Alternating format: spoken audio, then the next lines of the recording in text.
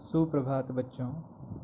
आज हम कक्षा छठी विषय हिंदी 7वां पाठ रहीम के दोहे। आज हम रहीम जी के दोहों के बारे में पढ़ेंगे। हम उनके दोहों का सरल अर्थ को समझेंगे, यानी कि इनके जो दोहे लिखे गए हैं इनकी भाषा ब्रज भाषा है या फिर इनमें खड़ी बोली का या अवधी भाषा का प्रयोग किया गया, यानी कि ये जिस क्षेत्र में रहते थे उस क्षेत्रीय भाषा में इन्होंने अपने दोहों की रचना की है। इन दोहों में उन्होंने उस समय के समाज को शिक्षा देने के साथ साथ हमारे इस समाज को भी, यानी कि अब जो वर्तमान जो समाज हमारा है उसको भी शिक्षा देने का काम किया है। तो सबसे पहला जो इनका दोहा है वो देखिए, यहाँ लिखा है, खीरा सिर ते काटिए मलियत नौन लगाए, रहीम करुए मुखन कऊ चाहियत यही सजाए। खीरा आप समझते हैं, खीरा क्या होता है बेटा? एक फल कह सकते हैं हम, ठीक है। खीरा सिर ते काटिए मलियत नौन लगाए। रहीम जी कहते हैं कि जिस प्रकार से खीरे के सिरे को काटकर, ठीक है, खीरे का जो ऊपरी सिरा होता है, जो उसकी बेल की से डंठल होता है, दोनों बेल और खीरे को जोड़ने के बीच में जो डंठल वाला हिस्सा होता है, यानी कि ऊपर वाला हिस्सा, उसको सिर बोला जाता है।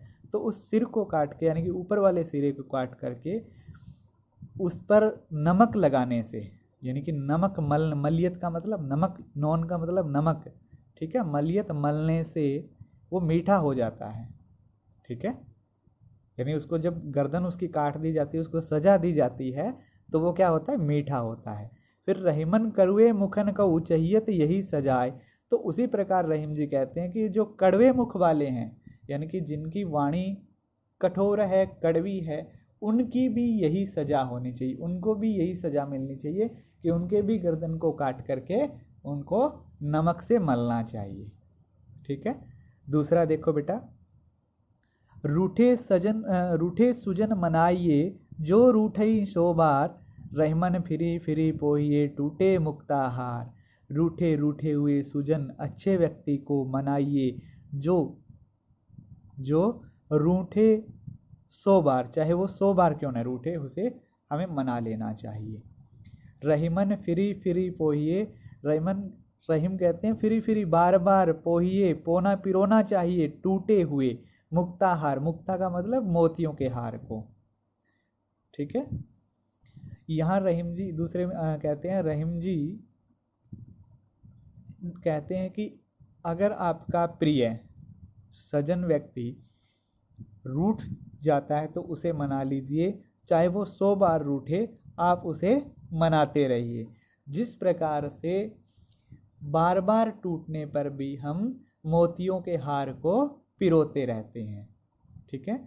मोतियों का हार अगर हमारा बार बार टूट जाए तो हम उसको फिर दोबारा से पिरो लेते हैं, क्योंकि मोतियों का जो हार है वो सबको प्रिय लगता है, सबको, सबके मन को भाता है। उसी तरह सज्जन व्यक्ति भी, अच्छे व्यक्ति भी सबके मन को भाते हैं। तो हमें अच्छे व्यक्ति से कभी भी रुष्ट नहीं होना चाहिए। अगर वो हमसे रूठे तो हमें उसे बार बार मना लेना चाहिए।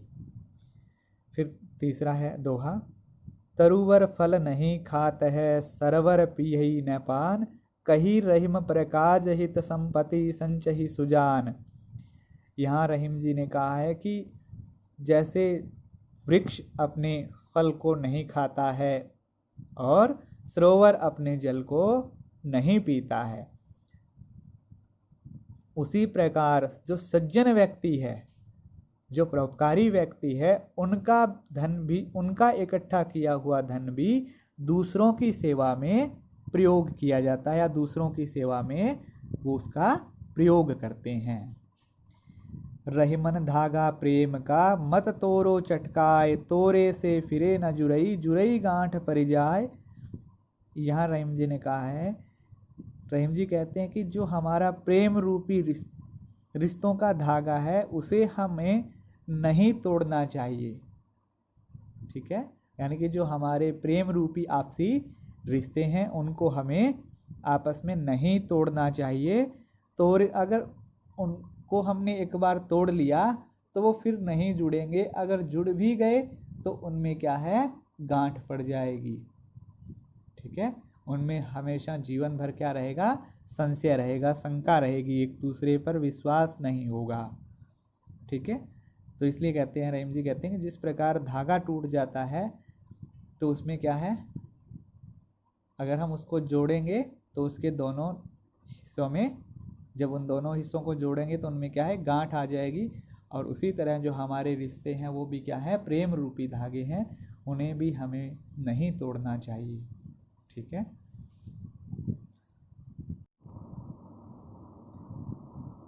पांचवा दोहा है बेटा, रहीमन देखी बेड़न को लघु न दीजे डारी, जहाँ काम आवे सुई कहा करे तलवारी। यहाँ रहीम जी कहते हैं कि बड़े को देखकर, यानी कि बड़ी वस्तु को देखकर हमें छोटी वस्तु के महत्व को कम नहीं समझना चाहिए, छोटी वस्तु को हमें नहीं दूर करना चाहिए। ठीक है, जहाँ काम आवे सुई, जहाँ कहते हैं जहाँ सुई काम आती है वहाँ तलवार किसी काम की नहीं है, या तलवार का वहाँ पर कोई काम नहीं है। तो यहाँ रहीम जी ने मनुष्य का महत्व बताते हुए या कहा है, या वस्तु का महत्व बताते हुए कहा है कि जहाँ पर अगर हमें कोई बड़ी वस्तु मिल जाए तो हमें छोटी के महत्व को कम नहीं समझना चाहिए, हमें उससे फेंकना नहीं चाहिए, अलग नहीं करना चाहिए, क्योंकि जो काम सुई कर सकती है वो तलवार कभी नहीं कर सकती। यानी कि सुई का जो काम है वो सुई ही कर सकती है, और तलवार का जो काम है वो तलवार कर सकती है। इसलिए प्रत्येक वस्तु का, प्रत्येक व्यक्ति का अलग अलग महत्व होता है, हमें उसके महत्व को समझना चाहिए। फिर यहाँ कहते हैं, एक ही साधे सब सदे, सब साधे सब जाय, रहीमन मूल ही सिंचिबो फूले फले अधाय, अघाय। यहाँ कहते हैं कि रहीम जी ने इस दोहे में कहा है कि हमें एक की ही साधना करनी चाहिए, हमें एक ईश्वर की साधना करनी चाहिए। सब सदे सब जाए, अगर हम सबकी साधना करने लगे तो सभी के जाने का संशय रहता है, सभी के जाने का डर रहता है। जिस प्रकार से पौधे की या पेड़ की जड़ में पानी देने से उसके फल और फूल तक पानी पहुंच जाता है, या उसके फल और फूल हमें मिल जाते हैं। ठीक है, यहाँ इस जो दोहा है इसके दो अर्थ हम कह सकते हैं। एक तो ये होगा कि हमें एक ही ईश्वर की उपासना करनी चाहिए, एक ही ईश्वर की हमें प्रार्थना करनी चाहिए, सबको हमें साधने की कोशिश, एक को साधने से सारे क्या हैं हमें प्राप्त हो जाएंगे। जिस तरह से वृक्ष के जड़ में पानी डालने से उसके हर हिस्से में पानी पहुंचता है, उसी तरह एक ईश्वर की उपासना करने से सभी जो हमें पिता परमात्मा की हमें प्राप्ति होगी। और दूसरा हम ये कह सकते हैं, हमें एक समय में एक ही कार्य को पूरा करना चाहिए।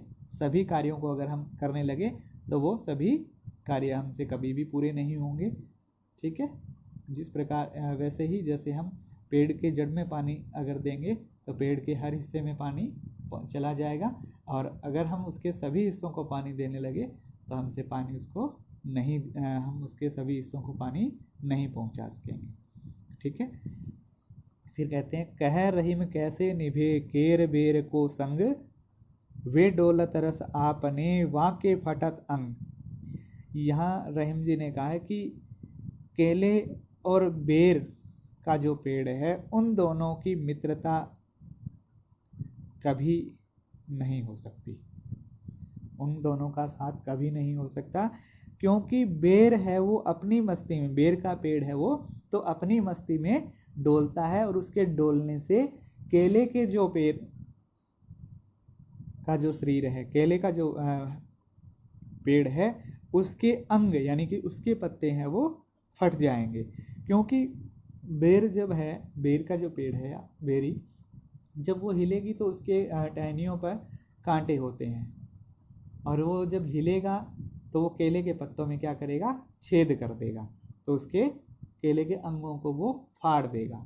इसलिए इस दोहे के माध्यम से रहीमदास जी कहते हैं कि सज्जन और दुर्जन की मित्रता कभी नहीं हो सकती। एक अच्छा व्यक्ति और एक बुरा व्यक्ति कभी मित्र नहीं हो सकते। अगर वो साथ रहेंगे तो बुरा व्यक्ति है वो उसके प्रत्येक अंग को यानी उसके प्रत्येक गुण को क्या कर देगा, क्षतिग्रस्त कर देगा, छिन्न भिन्न कर देगा। ठीक है बेटा। तो इस प्रकार आज हमने इस पाठ में रहीम का जो दोहे हैं वो हमने पढ़ लिए हैं। इसमें 7 दोहे थे, सातों के हमने क्या है अर्थ समझ लिए हैं। इन अर्थों को सिर्फ आपको समझना है, ठीक है। और इसके बाद आगे वाली जो कक्षा है हम उसमें इस पाठ का अभ्यास कार्य पूर्ण करेंगे। इसी के साथ आप सभी का धन्यवाद।